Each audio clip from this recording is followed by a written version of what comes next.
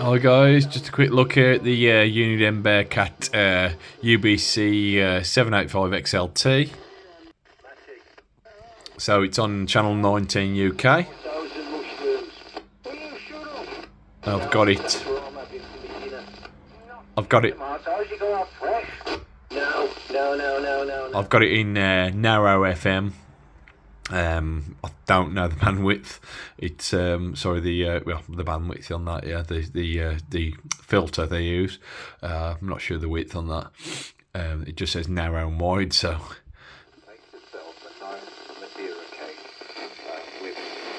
But I'm trying to. What I'm doing is comparing it to the ICOM down here, the ICOM ICR75.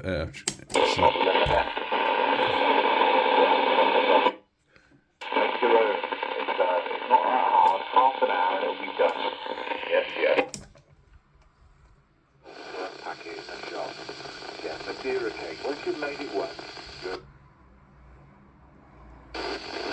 That's Mother's department doing all that stuff and it's already been done.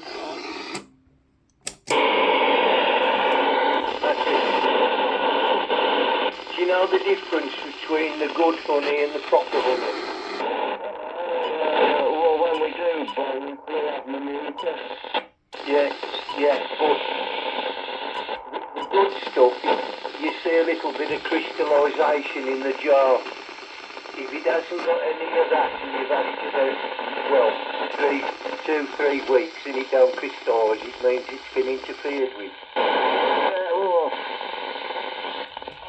I don't really know which one of bloody boys. When I get my college toys out of Holland and Barrett. Do you know the other way to tell good honey from the second-rate honey? The amount of fucking stings you got up your arm. Oh my God.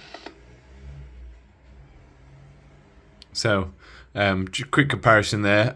It seems the only way you find good, authentic, natural, unmessed with honey. I'm going now. You finally bloody put the straws back. The camel's back. I'm hungry. the Squelch isn't great on the ICOM, if I'm honest. It's got this little bit of squelch here between that first centre notch there, and the first notch there. Then it starts bringing on the S meter squelch. Yeah. Do you not know where honey comes from? Cane bombs. I've got to put it to You there. don't know where honey comes from, Kev? I don't know, but he says he can't understand why I said the amount of stings that you get on your arm. Oh dear. You can hear the relays there, the relay inside. Sainsbury's. Just trying to decide what it wants to do. You know, it's not a great squelch for FM, if I'm honest. Very nice. Oh, honey, is it beef vomit? It's hard to get it in the right place. The Uniden, on the other hand, is like an electronic squelch. Morning, Lex. Is that the ICOM? No, that is. Sorry, the Bearcat, yeah. This is a bit more variable, quite a bit more variable. I mean, it just baffles me. Better in your porridge oats in the morning. Better in the bin where it belongs. I mean, they sound very similar, to be honest. The speaker size is about the same. Sensitivity, I would say that the Bearcat's probably a bit more built for FM.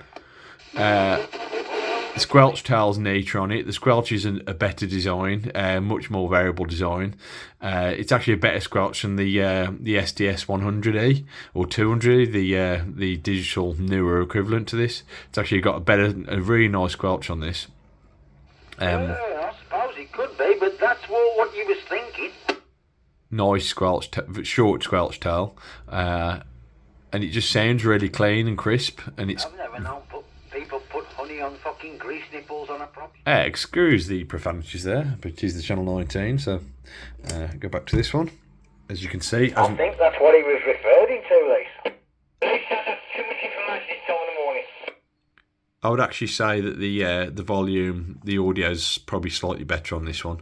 The speaker's probably a better quality speaker, but you can hear the relay there trying to decide what to do. Round nipples. Oh, well, different, I suppose. Works wonders on the brake caliper. With a jelly on. You fucking No. I can't make it like that. I think fresh cream is the best. Hello, please. Yeah, I would actually give the... Here we go, let's try this again. It's quite tough to decide, to be honest. I'd say this... Fella's saying it's too much information. Shut up. No. It really is. It does. I would say at the minimum, the Bearcat holds its own against the Icon. Now, bearing in mind when they came out, this was probably about £200-300.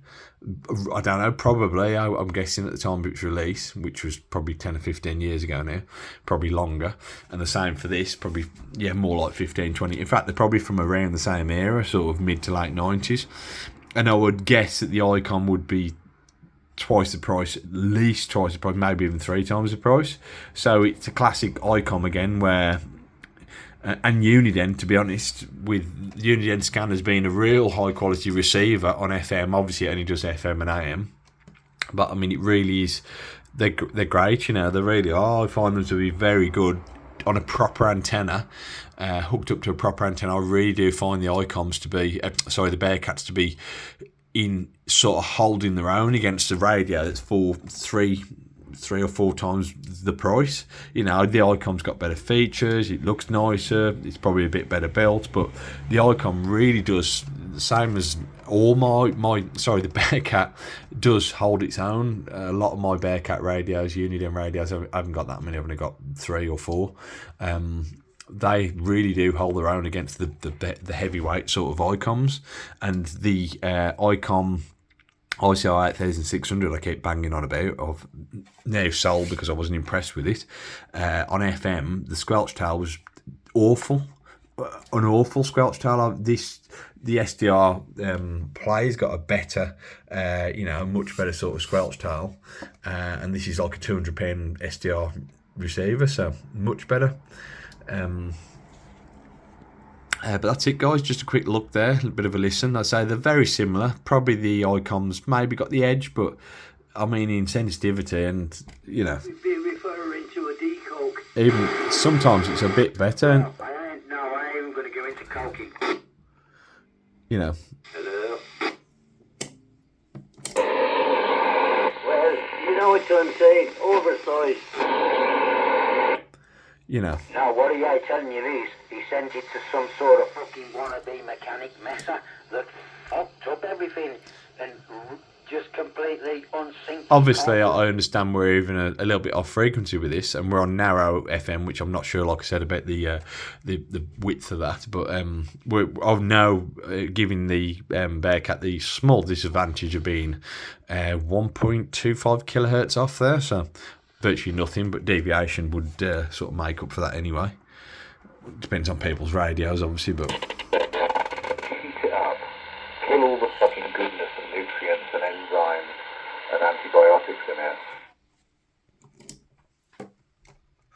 Yeah, so you're wasting your time eating it. You're better off not buying honey. You're going to buy the good shit. Buy the good stuff. Or as Kev says, go and get it from the hive yourself. That's how you can tell the best honey from the shit honey.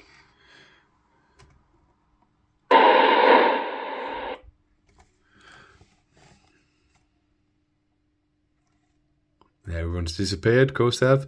Anyway, guys, that's it. Quick comparison video there. Quite hard to really justify, very hard to justify if you're buying them now, back in the 90s, early 2000s sort of time, being 3 or 4 times the price. You'd have a hard time if you were justifying, if you're only interested in FM. Obviously, this one does a lot more than FM. It does sideband, CW, radio teletype, AM, and it has a different bunch of filters in it. But like I said, for a basic, if you're only interested in FM, this would literally do you. And it's obviously got limited bandwidths and step sizes and stuff, so it's a limited radio, but for quality, it's just a great little receiver. They always tend to be, in my opinion. That's it, guys. Thanks for watching. Don't forget to like and subscribe. See you on the next one.